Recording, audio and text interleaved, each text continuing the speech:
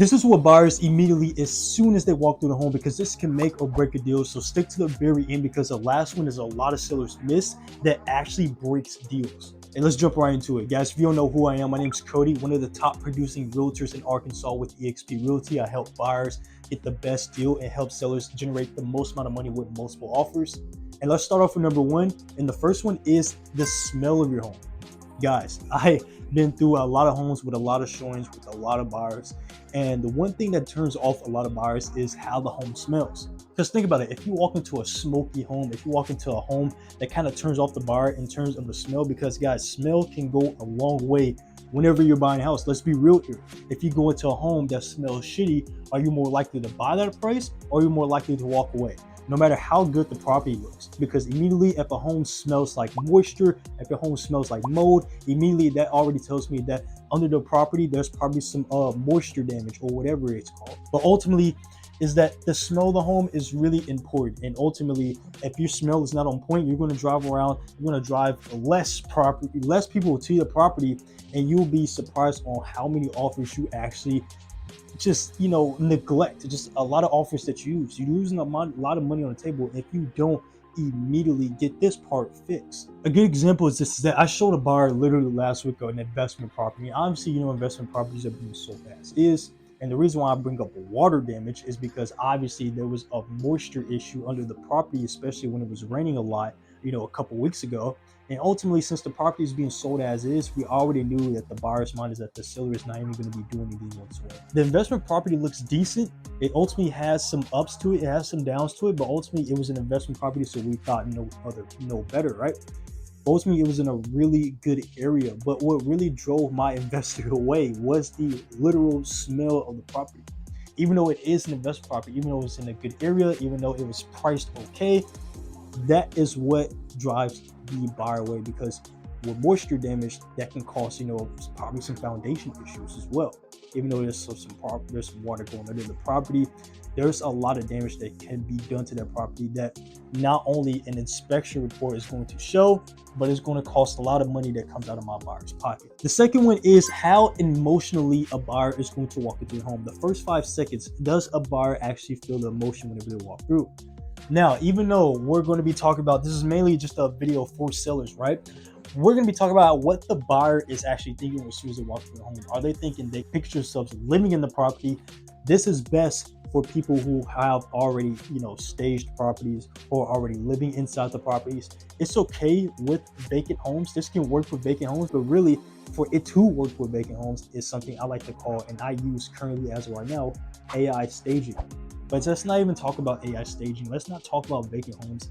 Can we talk about how emotionally connected can you get a buyer to walk through the door? So this is going back to the first point, the smell of the home.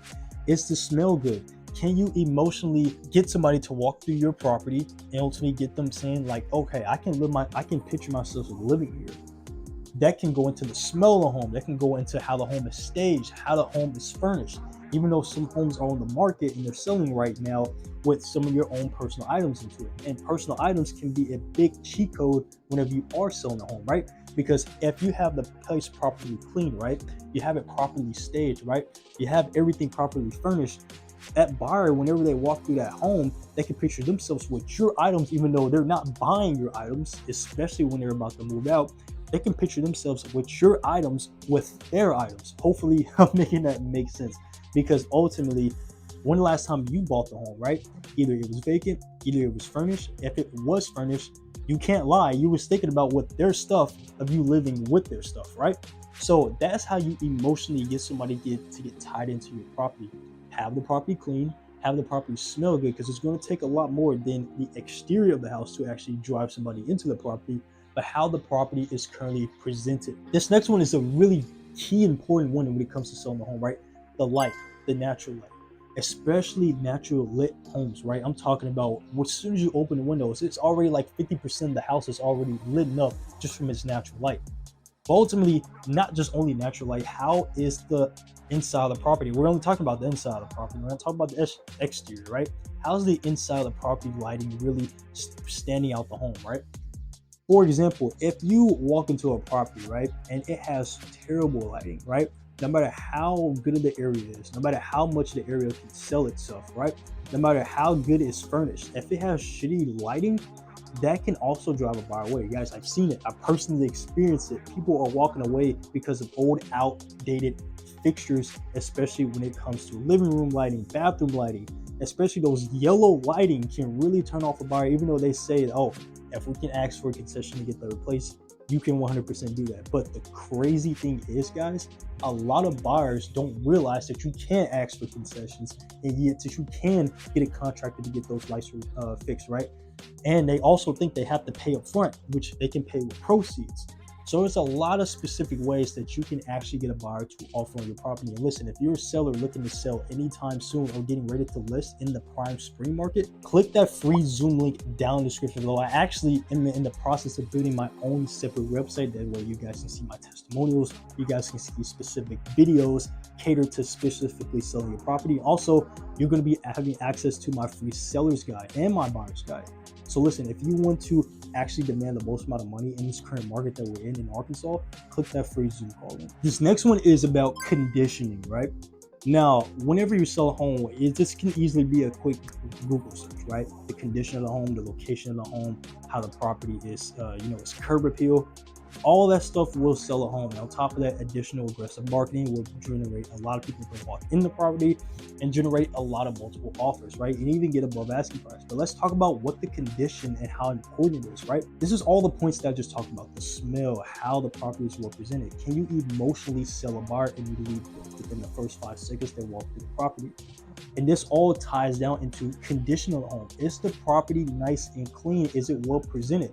There's a lot of good homes there on the market in great areas. Like I said, in great locations. The location can sell itself, but the inside, the exterior of the property is just not it. And it's going to turn away a lot of buyers. And when you do turn away a lot of buyers, that can also affect your list price. So just to keep this part really short, because this is pretty straightforward, this is pretty much common sense, right? Keep the property clean, especially if you decided that you're going to sell in the future. The best thing you can do is make those investments, clean up the properties, probably paint the cabinets, probably paint something inside the property, get rid of those scratches, do minor touch-ups, because those touch-ups later can really define if you're going to get an asking price or somebody would have a reason to low. This next one is actually kind of weird, and it's actually kind of controversial. The layout of the property, the flow of the layout. Does the layout actually make sense to the property? Now, what do I mean by this is that you can be in a new subdivision where there's new builds in the area, right? And somehow your home has survived all the construction that's going on around it, right? And your home is standing out to these new builds, and especially these new construction companies who are giving these concessions, right? Now, if there's multiple houses with specific layouts and yours is the one that's unique, sometimes that can turn off a buyer. And I'm not saying that, to put fear inside of you, saying that you can't sell your home in a specific area. You probably do have new builds that you're competing against around the corner, right? But this point is specifically for how you get specific buyers to be in love with your layout. This is again going towards if you're looking to sell your home and you want an aggressive list agent to go out there and specifically target those buyers to be interested in your home and create a multiple offer situation, even get above asking price. And click that Zoom link in the description below.